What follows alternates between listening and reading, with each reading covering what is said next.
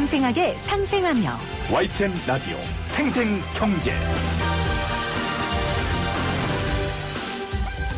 안녕하세요. YTN 라디오 생생경제 김혜민입니다. 오늘 중앙일보에 나온 기사입니다.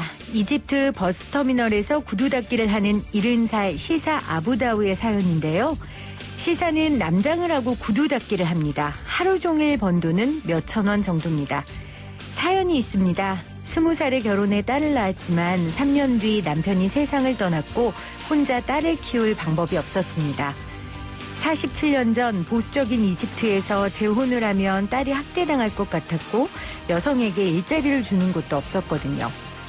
그래서 그녀는 남장을 하고 건축 현장에서 벽돌을 만드는 일부터 안 한 일이 없습니다.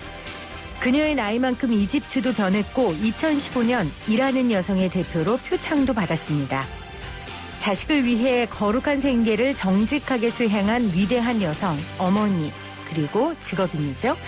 다양한 방법으로 땅 투기한 LH 직원들이 생각나는 기사였습니다. 2021년 3월 10일 YTN 라디오 생생경제 지금 시작합니다.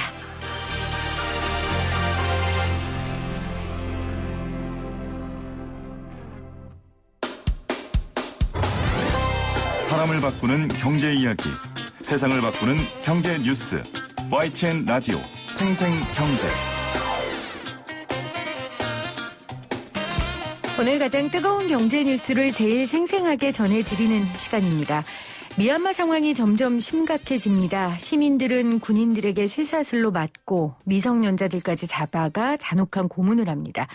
인도차이나 반도와 인도 대륙 사이에 있는 나라 미얀마, 영국의 식민지가 되어 아시아 식민지의 거점이 됐고 1948년 독립한 미얀마의 민주화를 위한 지금의 모습까지 꼭 우리의 모습을 닮아 마음이 쓰입니다.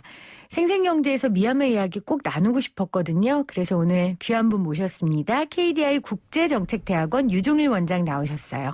원장님 어서 오세요. 네, 안녕하세요. 반갑습니다. 반갑습니다. 원장님 라디오 스튜디오 되게 오랜만에 오시죠? 네, 뭐 코로나 때문에 요즘 그렇죠. 여러 가지가 좀. 네, 원래 그 타방송사의 유명한 경제 프로그램 진행자셨고 그래서 제가 처음에 생생경제 시작할 때 선배님으로서 한번 모셨던 것 같은데 이렇게 오늘 나와주셨다고. 우리 저 김혜민 PD님이 네. 좀 제가 그 정신을 높이 사요. 항상 네. 그 바른 것을 추구하고 네. 그래서 네, 여기까지 그 네, 뒷얘기는 이따가 저한테 개인적으로 속삭여 주시고요, 원장님. 자, 사실은 오늘 굉장히 마음 아픈 사태에 대해서 원장님께 얘기를 좀 듣고자 모셨어요. 미얀마 사태가 너무 심각하고 저는 개인적으로 요즘 많이 마음 아픈 일들 중에 하나여서 네.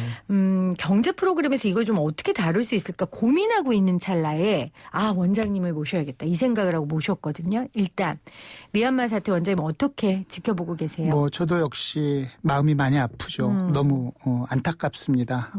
평화롭게 민주주의 회복을 요구하는 그 시민들에게 너무나 잔인하게 총칼로 그렇게 하는 걸 보고 지금 50명 넘게 목숨을 잃고 있고 너무 안타깝고 또 그런 만행을 저지르는 군부에 대한 분노의 마음까지도 있습니다. 왜 제가 원장님을 모셔야겠냐고 생각했냐면 원장님이 미얀마에 있는 동문들에게 이 위로의 서신을 보내신 걸 제가 봤어요. 그래서 오늘 모시게 됐는데 왜 이런 서신을 보내야겠다고 생각하셨는지 또 어떤 내용이 담겨 있는지가 궁금합니다. 네, 뭐 저희 이 대학원에서 석박사 학위를 하고 본국에 돌아가 있는 동문이 지금 80명이 있어요. 미얀마인요? 네. 네. 주로 이제 뭐 정부 쪽에 근무하는 동문들인데 그들이 얼마나 지금 그렇죠. 힘든 처지에 있을까. 그리고 우리 김 PD께서도 말씀하셨지만 또 우리 한국 사람들도 이런 또 군부 독재와 맞서서 피 흘리면서 싸웠던 과거가 있고 네.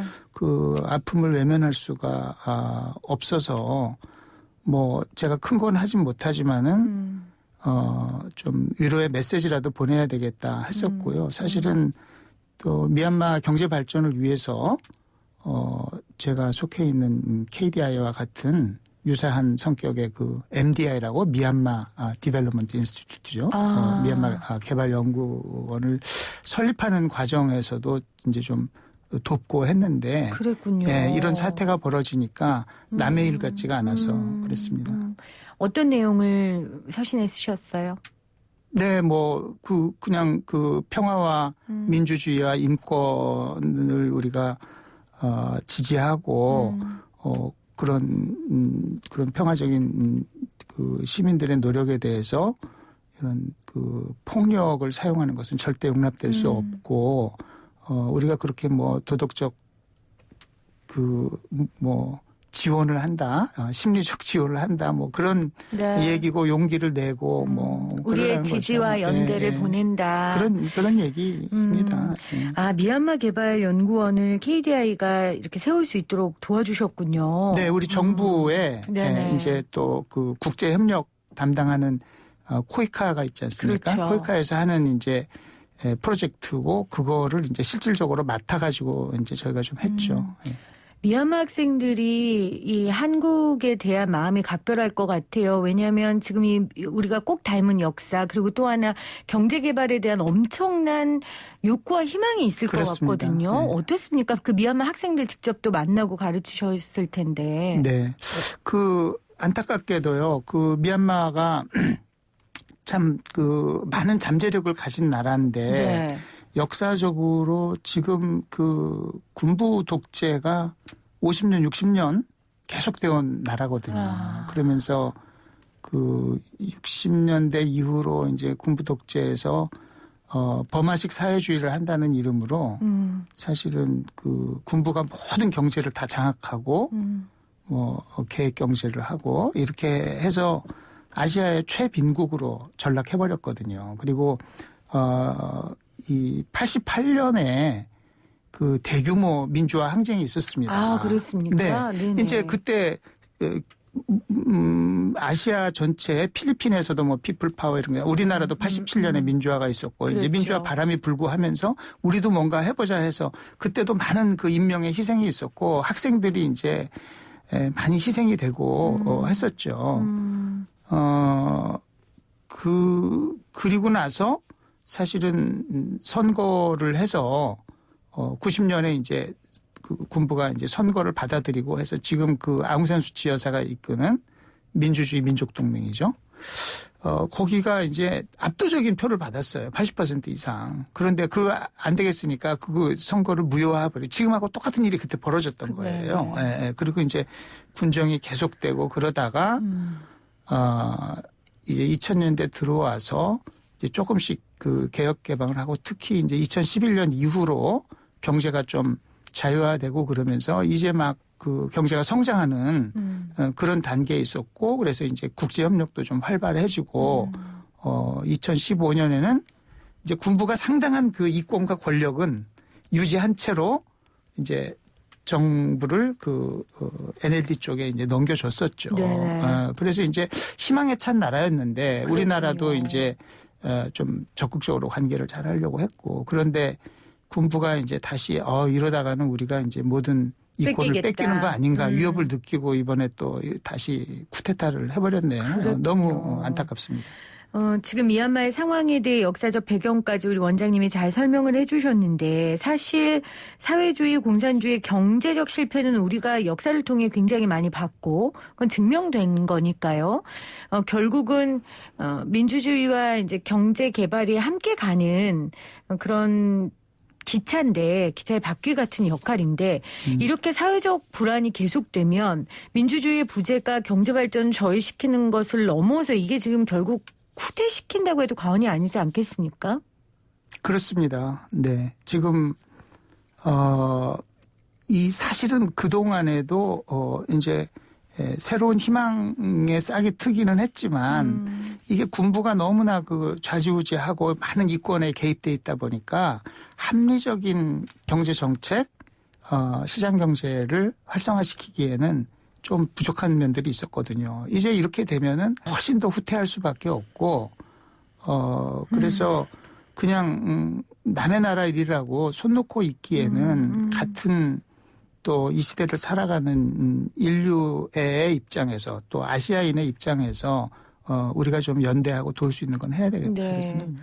KDI와 코이카가 또 그런 일을 앞장서서 하는 곳이지만 이런 개도국들을 우리가 남일로 여기지 않고 사실 경제 시스템을 만들어주기 위해 굉장히 많이 도와주잖아요. 그렇습니다. 근데 이렇게 만약에 군부가 다시 또 장악을 하게 되면 국제적 지원은 물론이며 이런 협력 사업들도 다 중단될 것 같다는 생각이 들어서 더 안타까워요. 네, 조금 더 이제 앞으로 사태가 어떻게 전개될지 지켜봐야 되는데 지금 미국이나 유럽 쪽에서는 이미 이제 경제 제재를 맞습니다. 강화하고 있고 이제 월드뱅크 그 세계은행이 가장 그 이제 유무상 원조를 많이 하는데 다 중단했거든요. 그래서 뭐 어려워지겠죠. 또 거기 80명의 학생을 미얀마 땅에 있기 때문에 원장님이 또 여러 가지로 마음이 더 쓰이실 것 같고. 그렇습니다. 이 학생들은 이제 한국의 모습을 보면서 여기서 또 배운 지식을 가지고 그렇죠. 우리나라도 이렇게 민주화도 있다. 하고 경제 발전도 시켜야 되겠다. 그리고 저는 이제 항상 여러분들이 무슨 개인적인 성공이 중요한 게 아니고 진짜 이제 그 나라를 위해서 이런 혜택을 받고 공부를 했으니 이 새로운 나라를 건설하는 그 주춧돌이 돼야 된다. 이렇게 했는데 이런 사태가 벌어지니까 너무 안타까운 현실입니다. 원장님이 또 원장님 모습에 투영도 하셨을 것 같아요. 미국에 가서 공부하셨을 때 그런 마음으로 공부하셨을 거 아니에요. 네, 미국의 네. 그런 자본주의라든지 발전된 경제를 보면서 우리나라 경제 개발에도 이렇게 한번 해봐야겠다 이 생각하셨을 텐데 그런 모습에 투영도 있었을 것 같다는 생각이 드네요. 말씀 들어보니까. 물론이죠. 예. 알겠습니다. 자, 미얀마에 대해서 계속해서 세계적인 관심과 연대가 필요합니다. 생생경제에서도 함께 연대하고 마음을 모으고 그렇게 하도록 하겠습니다. 그래서 오늘 국제정책대학원 우리 유중일 원장님과 같이 했고요. 원장님 모셨으니까 네. OECD에서 올해 한국 성장률 3.3% 전망했어요. 어제 나왔는데 이걸 어떻게 봐야 될까요? 일단 지금 코로나19 시대에 우리가 선방한 건 우리 모두 알고 있고 어떻게 이 결과를 좀 받아들이세요? 네. 지금 이제 백신 접종이 우리나라도 이제 본격적으로 시작됐죠? 시작을 했고, 네. 지금 이스라엘이나 아랍에미리트 같은 데는 아주 많이 진도가 나갔고, 미국, 영국 이런 데도 지금 박차를 가하고 있고, 네.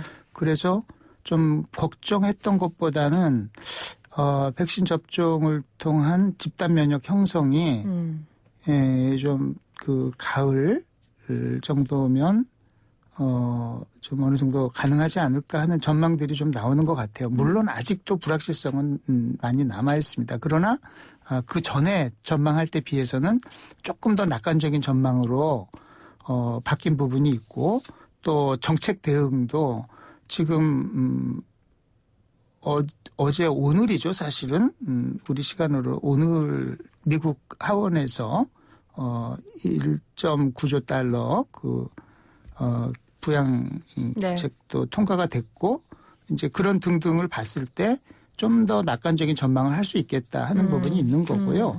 다른 하나는 이 숫자를 보실 때 이제 우리 그 전망을 지난번에 작년 연말에 할 때에 비해서 네. 지금 그때 2.8% 전망이었고 지금 3.3% 전망을 해서 0.5%포인트 증가가 된 건데요. 네네.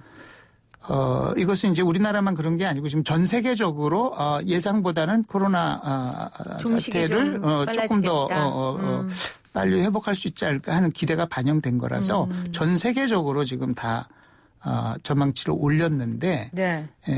우리나라가 이 전망치가 많이 올라간 건 아니에요. 그런데 다른 나라들보다 오히려 세계 경제 비수는 좀 덜 올린 거죠. 근데 이거를 어떻게 해석해야 되냐면 네네. 21년 경제 성장률은 가장 중요한 변수는 뭐냐면은 20년 성장률이에요. 작년에 많은 타격을 받은 나라일수록 올해 많이 올라가겠죠. 반등을 많이 할 수밖에 없습니다. 올해 성장률이 높게 전망된다는 게 꼭 좋은 건 아니에요. 작년에 많이 고생한 나라에서 그런데 우리 아시다시피 우리나라는 뭐 어려웠습니다만은 상대적으로 봤을 때는 선방했잖아요. 그렇기 때문에 이제 마이너스 1% 작년에 그렇게 했기 때문에 뭐 다른 나라들 마이너스 5% 뭐 심지어 마이너스 10% 이렇게 같은 나라들도 있는데 비교적 선방했기 때문에 금년도 그런 반등 효과는 작을 수밖에 없죠. 그러니까 3.3%가 좀 기대나 미래의 의미보다는 우리가 잘했다는 거를 그냥 증명해 주는 숫자 정도로 우리가 좀 받아들이면 되겠네요. 네. 뭐 잘했다고 말씀드리기는 좀 그렇고요. 비교적 선방한 거고 왜냐하면 또 고생하신 분들이 그럼요. 너무 많으니까. 맞습니다. 그런 분들은 이런 얘기 들으면 정말 화나시더라고요. 그렇죠. 맞아요. 맞아요.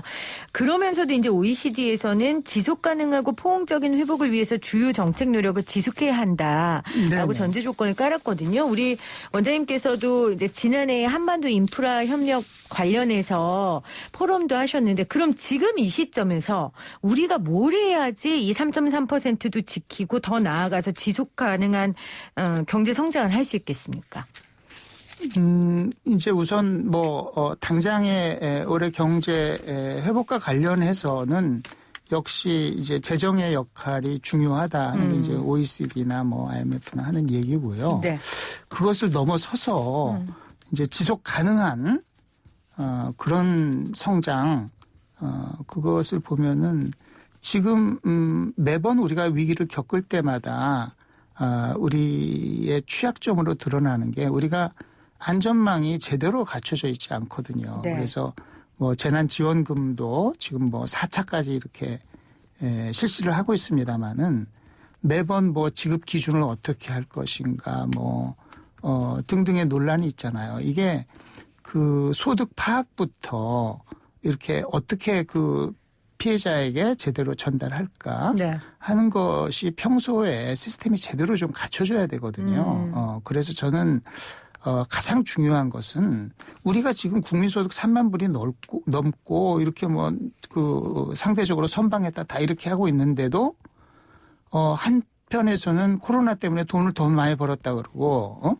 그것이 나쁜 일은 아니지만은 너무나 이제 어려운 사람들이 많고 그런데 효과적인 이런 지원 신속하고 효과적인 지원이 되려면 그런 시스템을 좀 제대로 갖춰야 되는데 또 이러고 이제 좀 경기 회복되고 그러면 넘어가고 또 잊어버리죠.